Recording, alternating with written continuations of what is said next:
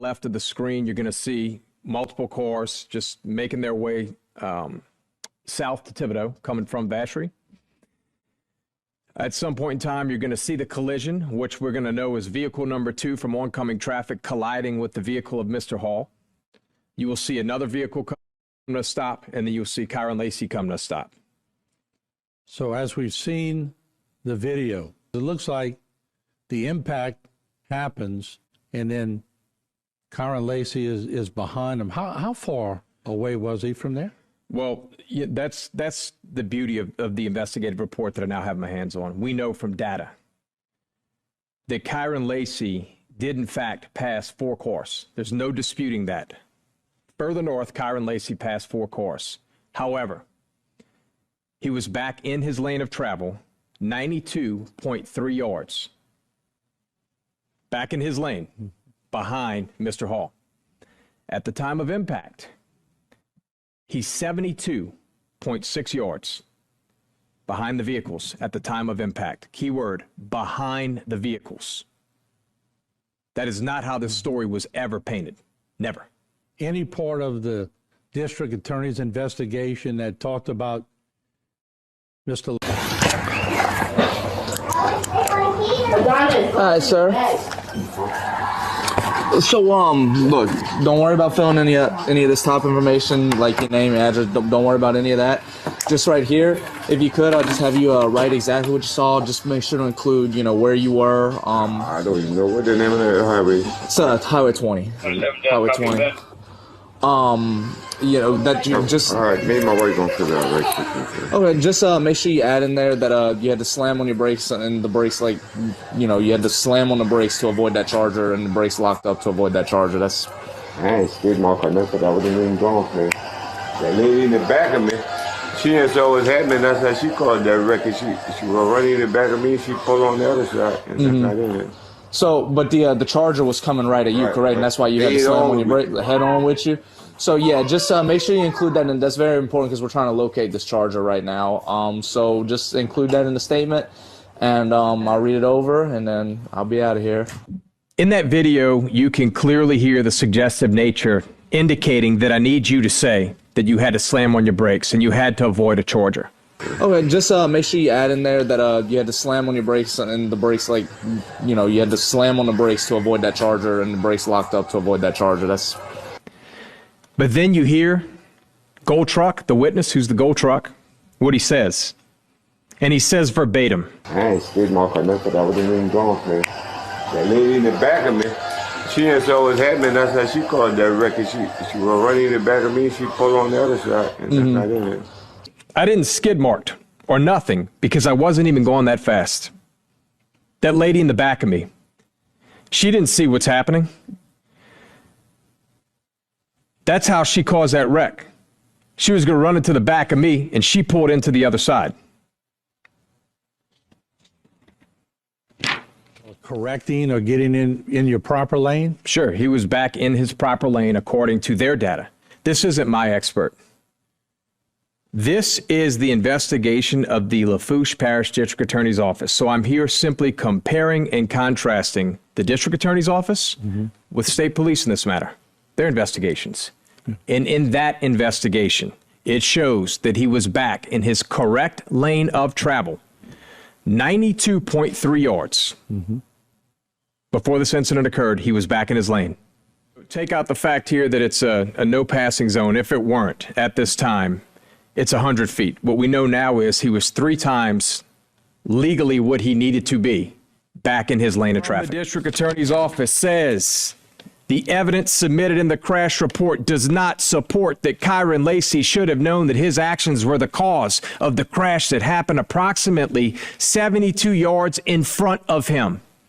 And what we know is we never disputed ever that he passed those vehicles. They were in a row, 4 vehicles in a row. We know they were going 30 to 35 miles an hour. He passed them. It was a no passing zone, but he got back in 92.3 yards. He was back in his lane of travel. He was 72 yards behind at the time of impact. We know that now. He was actually the second car to pull up behind, not even the first. At no point in time did he have to slam his brakes. He wasn't even close to the second car. He just eased in. He eased in. He went straight from there to the facility in Trevor for his football practice. But he had no idea he caused this accident because he didn't think he caused the accident. He didn't cause the accident.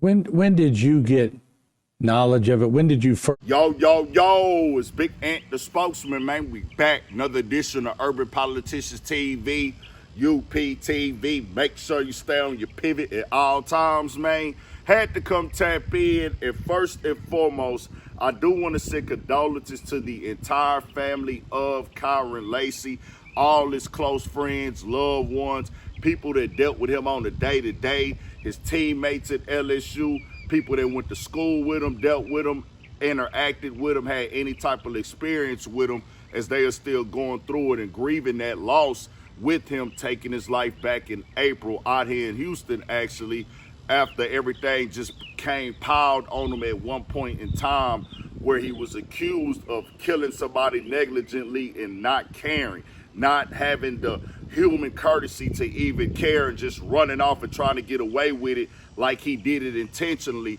And with this coming out right now, with the way that it went down, with him being moved out of the first round pick as he was supposed to be in the NFL, would have been in the NFL, first round pick, no doubt about it, just a great player and athlete, and as they say, person as well. But it happening like this now, where he was led to that point through bullying on social media and the way that it got painted into the media that he was a soulless, heartless person that took an elder man life that was loved in his community. It's most definitely tragic to see it play out right now, and they're most definitely going through it. So prayers up to all of them, and God bless his soul, and may he rest in peace. And also with Herman Hall's family and loved ones, them having this moment, they are still grieving no matter what went down or how it happened. They lost somebody that they loved and cared about as well. And I had a links in the description where you can watch that clip in the beginning in full on HTV, as his lawyer, Matt Ory, sat down and broke it down piece by piece, play by play, with how things were mishandled, misrepresented, and portrayed in the public. As y'all saw right there, the cop went and talked to the guy that was in front, that he was crossing the lanes were in front of, and he was coerced or pushed to make a stance in this thing and say that he mashed his brakes because of the guy. And he pulled out the black box evidence from the district attorney, not opinions. These are the documented data from the district attorney's office that is in direct opposite of what they put into the police reports and how they had it and pushed it into the world and what they were going to perceive it as. As it said, yes, he directly did cross somewhere he wasn't supposed to cross at, but if he could cross there, it would have been legal. And the fact that he was way up the road, he had no way of knowing. And that's the main thing that made him feel the way that he probably felt on the internet, because they made him out to be a monster. Like, hey, bro, you driving a loud green Charger. You're just a-hole that don't care about nobody else. You driving fast. You caused this accident. You knew you did it, and you just drove off and left when, hey, he was way out of the picture. They have the video evidence for it. The district attorneys have said it, and his lawyer is saying the grand jury wouldn't have him on this. But this cop went in there and pressed that line as they showed the documentation of, hey, the seconds, the amount of time, how far they were driving, how fast they were driving. And you heard directly right there, the guy in the gold truck said, hey, man, I didn't mash on my brakes. I didn't do this. They said, hey, she was in the car. She was close up on him, like tailgating him, not too far behind him. So when he tapped on his brakes and he had the other guy had to stop, it led to her swerving off into the other road and things when he slowed down, because the car was peak. You probably maybe seen it way up the road, but he wouldn't have been at fault here. And even if he was at that type of fault, it's just one of them things when you see the police changing up the statements, and he never signed the statement. He even pointed that out, like, hey, he never signed a statement, and they filled the statement out for him, if I'm not mistaken. It's just a lot went on with this. Thibodeau police, y'all got to get on point, man. Y'all know what y'all need to do here. This is out of pocket. This is this disgusting, disrespectful. One of the most just foul things you could do to go push a narrative on something that it don't need to be pushed on, and it led to people cause and effect, man. The laws of reaction, the laws of relation, actions and reaction, cause and effect. Because of this, now we got that, and it led to him being painted out to be a bad person, and he knew in his mind, hey fam, I never went and did nothing to nobody. I never was in the car and caused no accident. I never knew about nobody having no accident. I seen a car wreck and I just drove around it because that's what happened. It was her riding right behind the guy. The guy in front of her tapped his brakes, and she swerved out the way. But they made it seem like bro just came out here on some heartless being like, yeah, that's tough, man. And he was supposed to be in the NFL right now, bro. First round draft pick, man. And minus the NFL, bro, that's a sport, that's an activity, that's a dream and things like that. No doubt about it.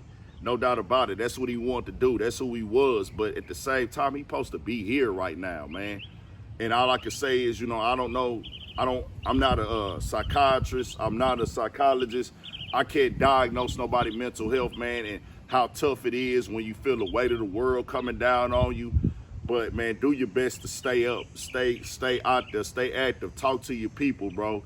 Don't feel like you gotta end your life because you're going through something, because you never know what the future holds, bro. And the future would have cleared his name if he could have held out a little bit longer. Was supposed to go to court that week. But this is terrible, dog.